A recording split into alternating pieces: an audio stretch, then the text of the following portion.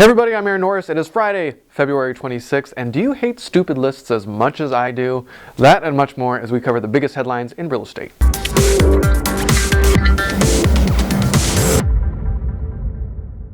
Mortgage loans that were 30 days or more delinquent showed a 6.6% increase month over month in January, but that's mostly because the end of the month fell on a Sunday.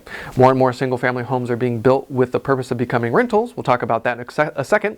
Existing home sales increased by 0.4% to 5.47 million. That's their highest in 9 years. Sales of new homes decreased 9.2% according to HUD. The mortgage applications decreased by 4.3%. The FHA's latest housing price index shows home prices increased 5.8% year over year in the last quarter of 2015, and the housing market is continuing to show signs of recovery, with 117 out of 340 metropolitan areas returning to or were higher than normal levels.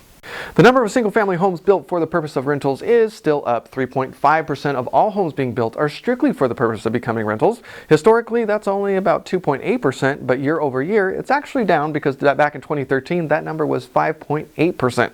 Institutional investors have certainly gotten into the mix here, and there are a subset of renters that, well, hey, they're just willing to pay more for the joy of renting something that's brand new. This will actually be very fascinating to watch as millennials decide their home buying habits over the next decade. The National Association of Home Builders released its study on what different generations want in new housing. 65% of buyers still want a single-family home. 64% want single stories, but boomers are likely 75% and seniors 88% to want that single story. So if you're targeting an older demographic, pay attention. 2/3 of buyers want to live in the suburbs, and only 8% want to live in the urban core. And only 14% are willing to pay extra for homes out of pure concern for the environment, which is always very interesting with things like the HERO program. So take note, don't spend too much money, especially if you're an investor, putting environmental friendly upgrades if your market won't give you that money back. Bank of America is now allowing people to give a 3% down payment for a mortgage even if they do not have mortgage insurance. So B of A is not too happy with FHA that has been a little punitive on some of the mistakes that they've made over the years. These loans will be for only credit-worthy borrowers with at least a 660 FICO score. B of A will be working with Freddie Mac and Self-Help Venture Fund, who will be backing these new loans. So it looks like FHA got some competition. Even after a $1.2 billion settlement earlier this month, Wells Fargo is still being investigated for its loan practices as well as its predecessors like Wachovia that it bought back in 2008. Well, the Department of Justice and other federal and state regulators are still at it. At issue is the representation of the quality of the loans that they produce and sold to FHA. And back in 2012, this is not the first time Wells Fargo has had a run-in with all these different entities. Wells Fargo's was just one of the five or six banks, and they actually paid out $25 billion to settle suits over mortgage servicing and foreclosure abuse. So who knows when it's going to end? All right, pet peeve story. Fortune magazine developed a list of 5 potential cities that were overvalued or bubble cities, and this sort of drives me absolutely bonkers. And it's not cities you would expect like New York City, LA, or San Francisco. The top maybe bubble areas include Reno, Nevada, Bend, Oregon, Boise, Idaho, Austin, Texas, and of course Riverside, California, the only city in California that made the list. I'm so glad we stay on top of this stuff and provide great information for you guys because you know better. If you aren't part of our free portal, please sign up.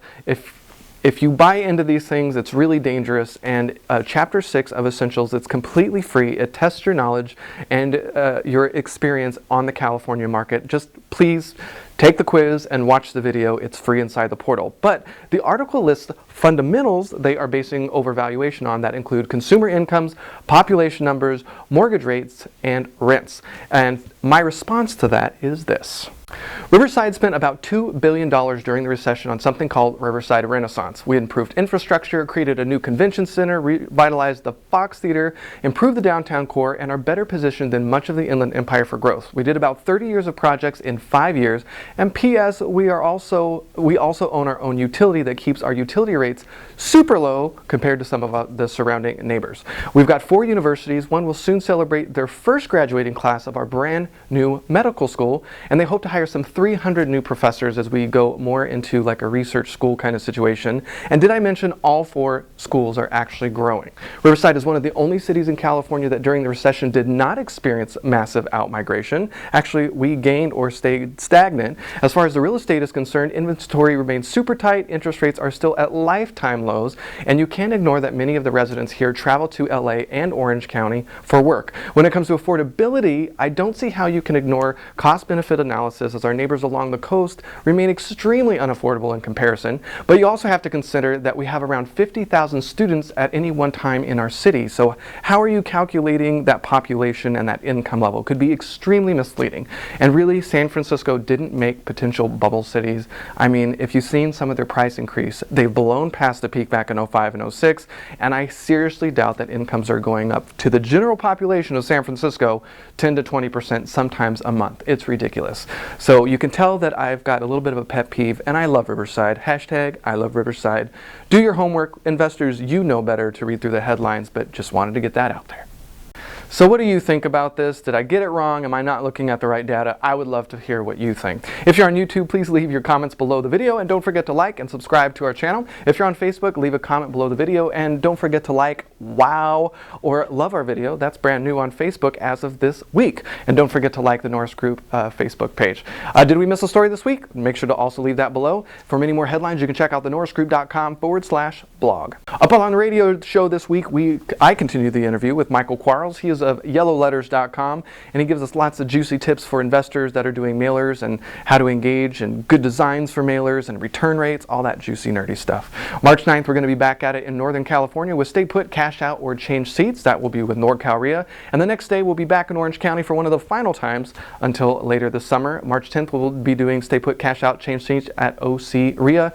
And March 19th, we're headed back to Sacramento for our Cashing In on a Boom. If you missed it in Southern California, the only big change is going to be we're going to have more market timing data appropriate for Northern California. For more information on our hard money loans, including fix and flip, buy and hold, and new construction, starting at only 6.9%, whoa, check out thenorrisgroup.com, or if you're interested in passive investing using trust deeds, check out tngtrustdeeds.com. With that, have a fantastic weekend, and we'll see you next week.